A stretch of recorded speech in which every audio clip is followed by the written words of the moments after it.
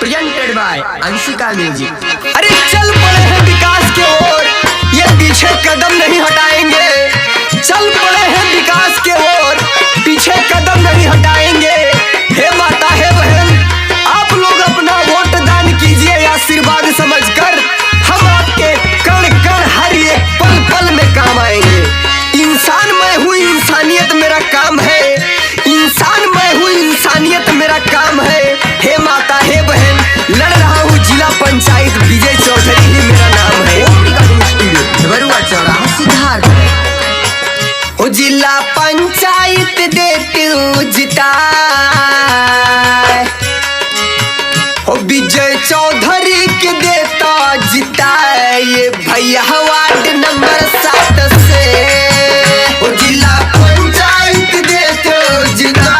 ये भैया ward number 7 से, ओ जिला पंचायत देते जिता।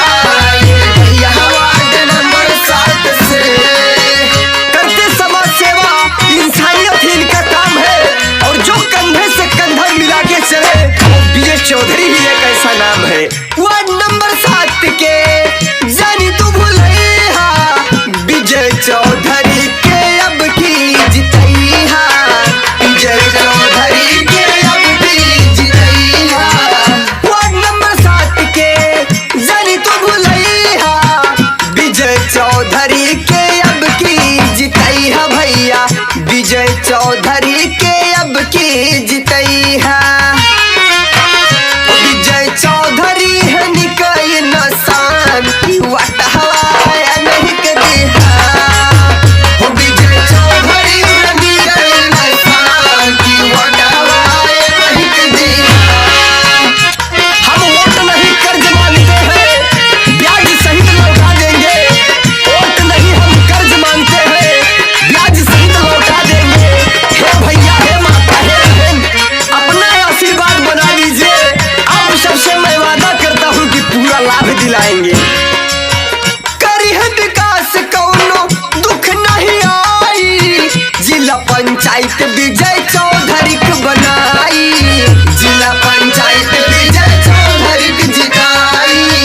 करी है विकास कौनो दुख नहीं आई, विजय चौधरी के दिहा जिताई। भैया विजय चौधरी के दिहा जिताई।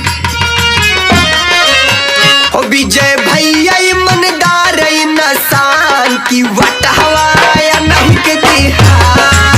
ओ विजय चौधरी नसान की वाट हवाया नहीं के दिहा।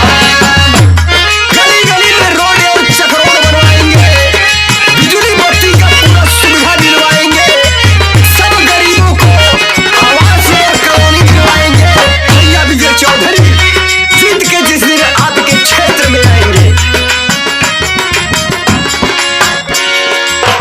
और सीधा मर के रोड बनवाई है। बिजली बत्ती खड़ंज लगवाई है। बिजली बत्ती खड़ंज लगवाई है। बिजली बत्ती खड़ंज लगवाई है। वृद्धा पेंशन का लोन देवई है। विजय चौधरी सबके मनसा पुरई है। विजय चौधरी सबके मनसा पुरई है।